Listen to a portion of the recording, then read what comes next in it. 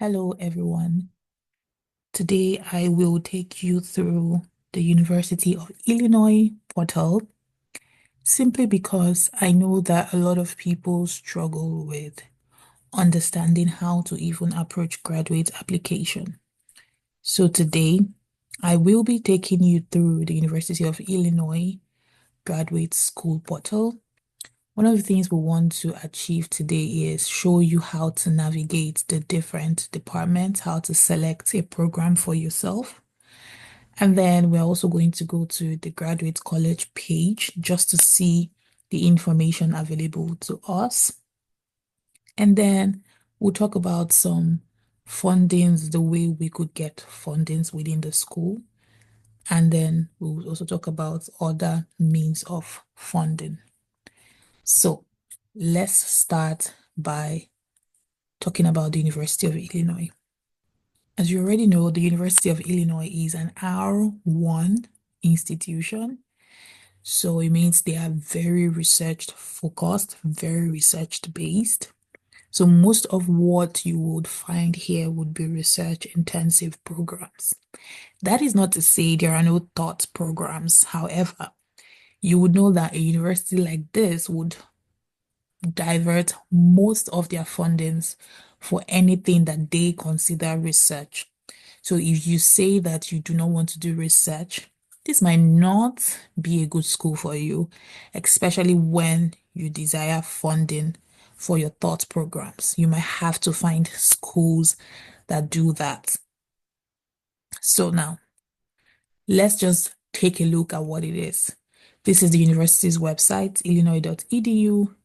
And on the page, you would see different information. We start with the about, the admission. Here, you'd see different information.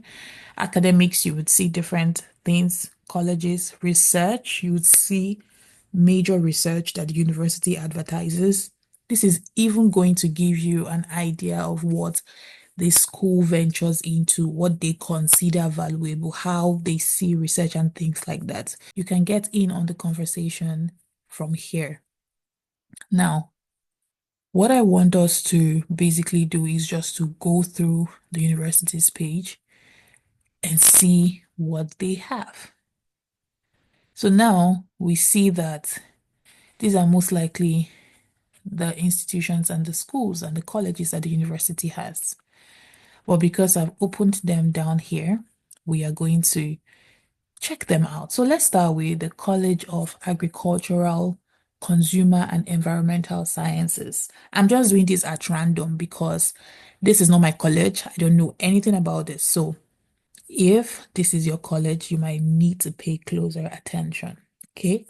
Now let's see what this college is all about. So we would go to the Program Explorer. And by Program Explorer, it shows us every single program that this department has. Now, mind you that, like I would always tell people, you can find that exact course that you want to do in the weirdest of all departments. You just have to look.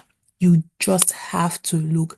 The American way of classifying courses or departments is not the same way, especially because most of the people I talk to are Nigerians. It's not the same way it is in Nigeria or maybe other countries actually. You can find your program in the weirdest of all places. Now look at what they have here. Adult development. Who would think that adult development would be something like an agricultural department, agricultural, consumer, and environmental sciences? So it means that we are going to expect a variety of courses here, right? Now, I want to narrow it down a bit. Let's say you are going for a master's degree now. We would filter this to a master's degree. See all the master's degree that they have. Animal science, bioinformatics, clinical and community nutrition. Because I've had a couple of people say they find it difficult. Dietetics internships, food science and human nutrition, food science, human nutrition, MS and PhD, natural resources. So we have a lot of programs here. What I wanted to do was to filter it to in person, because if you're going to come in here as a PhD student, you need in person.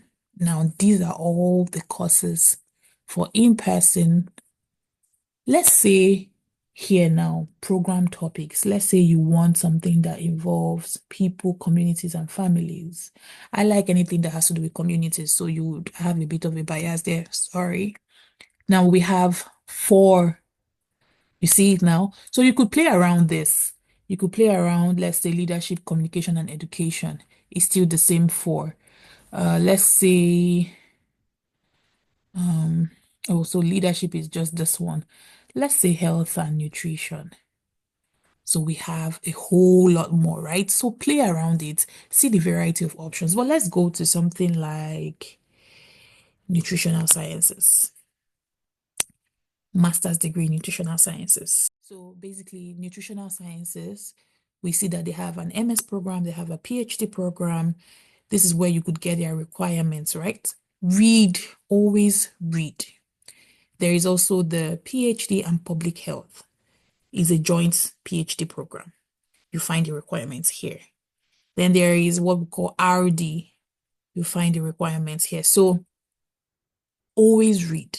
Say, for example, you want the, let's say the PhD program. So you go here, you would see this. This gives you everything about this program.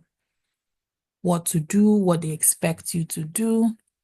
So let's go to the overview. Here we see the information they need you to do GRE. GRE is required.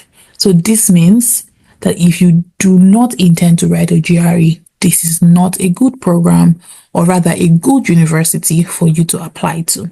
For other universities, it might be waived, but for this particular university, it cannot be waived. So you need to take note of that. So now that we've seen this, let's go to another department. So let's say media, College of Media, kind of like media as well. So let's see what they have for us.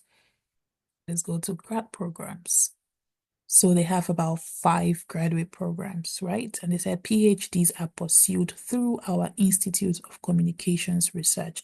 This means if you want to go for a PhD, you have to apply here, check all the information that this gives you. So let's go there.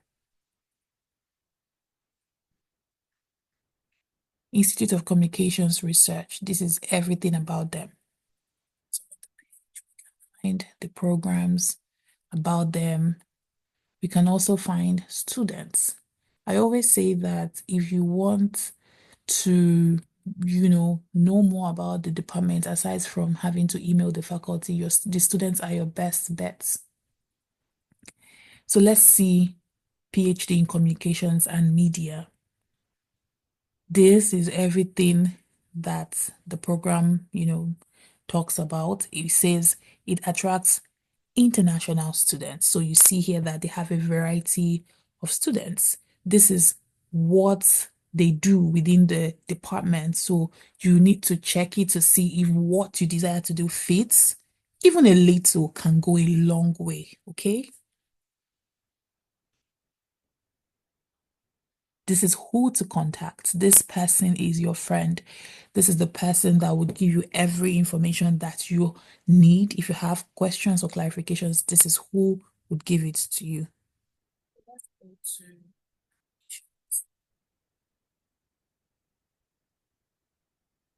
this tells you how to apply.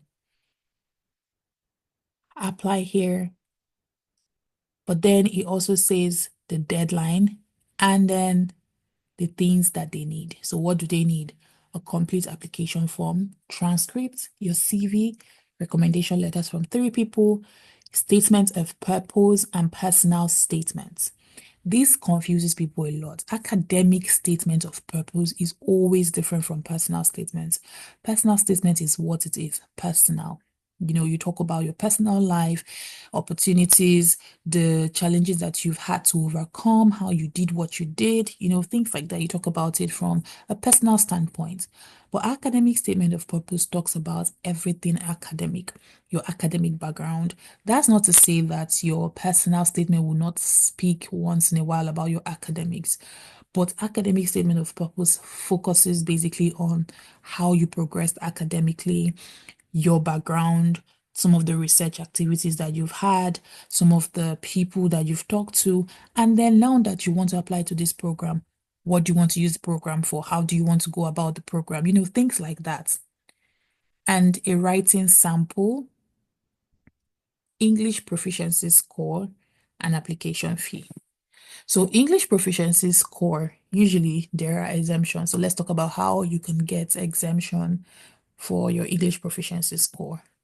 What you need to do is you need to check to see the requirements for exemption. For example, some people will tell you if your country speaks English, see, approved countries with English as the primary language, we can always claim that we speak English because we actually communicate in English language, regardless of having our indigenous languages. So with this, you can waive this.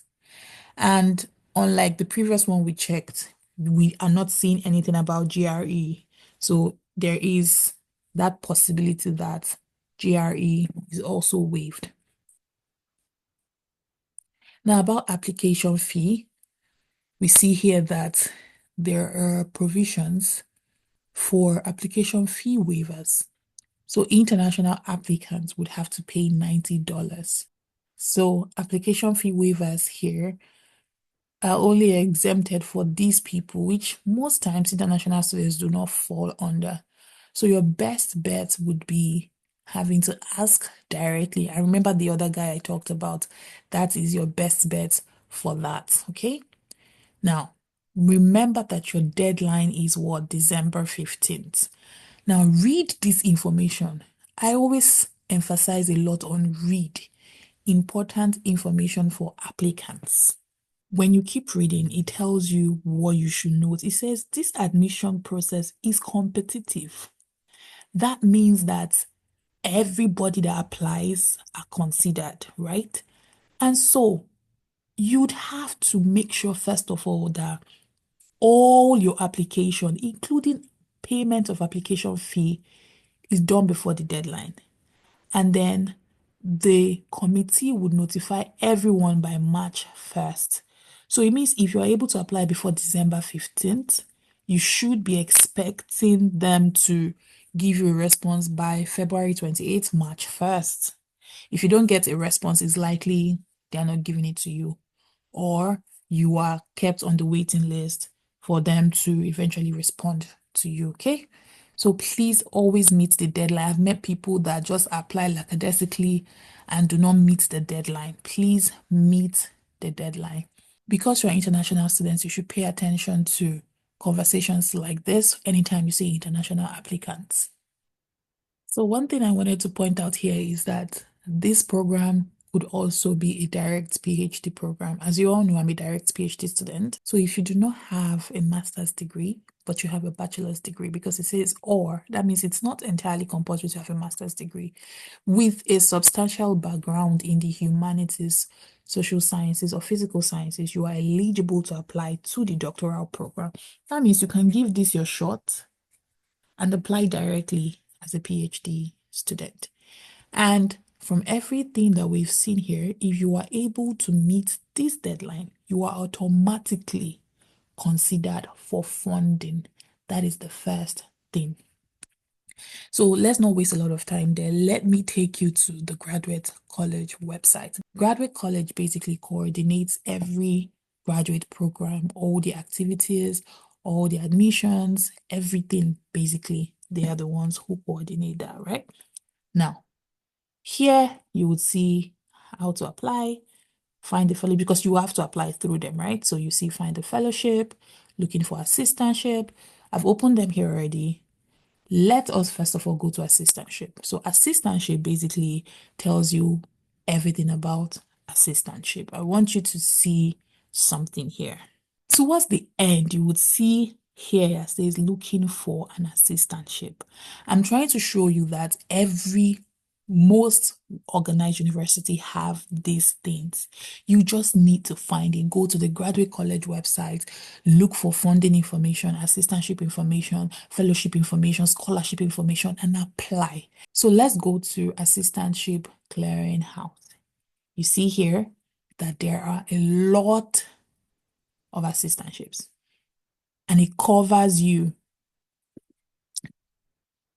The first one here says Granger first year experience graduate assistantship. Career Center Graduate Assistantship. This one is specifically just for the spring. This one says teaching assistant. Oh my God, see, find one. Teaching assistant position in Korean language program. This numbers you're seeing here is the percentage. So this is 33 to 41%. This is 50%. So this means this literally covers everything for you. This one means that you might not be, maybe you might be some dollars short of the person who has 50, but it also waives your tuition. So anyone that is above 25 and above, it means that your tuition will be waived. So your tuition is waived and you're also paid monthly stipend based on that. Okay, so these are the different ones. This one says professor's research assistants. So this is an RA job. So anything assistantship, you can find it here. I remember that some universities also have these postings through the university library. So you can actually also check that. These are places that you would get assistantships and fundings from somewhere outside your department, and you are still very fine because it waives your tuition. So you are covered on that end. It waives your tuition, you are paid monthly stipend. You just have to put in maybe 10 hours per week of work or 20 hours per week of work. That's it, and you're good. So let's go to fellowship. Now, for fellowship is usually a bit tricky because it's either you are within the university or ready to find a very good one that suits where you are. But there are also some times where you could find something outside. So let's see what we would have. We are international students, so let's do international students. Let's do all eligibility, all. Okay, so let's search.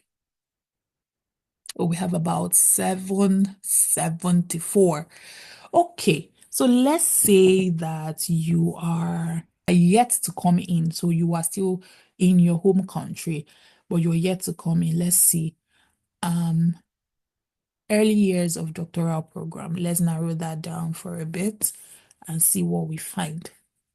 So we have 350. Why I did early years is because sometimes people in fact, when I came into school, I realized that if I had known, I would have applied for one that's, covers for me as per somebody who was yet to come into school. And that would have just been a very sweet free money monthly stipend that I would have been earning in my first year.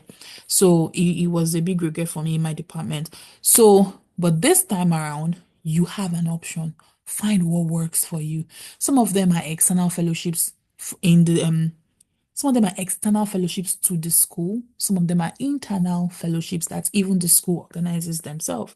So take your time, go through it. Like I'm saying, every university has this. So I'm using this one to give you a holistic view of how to search. If you hit a roadblock, that's not the end of it, okay? That is not the end. There are one over 100 schools that would have the exact thing, the exact program, the exact funding that you're looking for. There is always something out there for you. So even if you feel like these people do not have what I need, I don't want you to feel down. You saw that we searched the first time and we hit a roadblock where it says you have to have GRE. Oh, and we moved on from there, right? If we had searched for other schools, I am sure we will find other schools that do not require that. So I want you to not think that once you hit a roadblock, that's the end for you. I know that graduate college can be very like the search for it, the application of it can be very gruesome, which is why I tell people try to start early. So now those who want to come in 2025, For those who are in Step Up Academy, they've started since February to outline their schools. I have a lot of people who have submitted, a lot of people who got waivers, because this little information that we pass across, it helps. And if you are able to do them, it helps. And sometimes when they hit roadblock and they're like, what do? I say, move on. You've got to find some other school that will help you, okay? So do not ever feel like that's the end of it. So I want you to any school you are searching for, if you think that they do not have funding for you within the department, please go to the graduate college page and search for their funding information or fellowship information. For this school, it says fellowship finder. It might be something, a different terminology, but anything that indicates funding of any sort, assistantship, scholarship, fellowship of any sort, search for it and apply. Always apply. Just make sure that you meet the requirements and you put in your best application. I wish you all the best in your journey as you apply for graduate college, and I'll see you in another video. Please don't forget to subscribe and don't forget to share. Thank you and bye.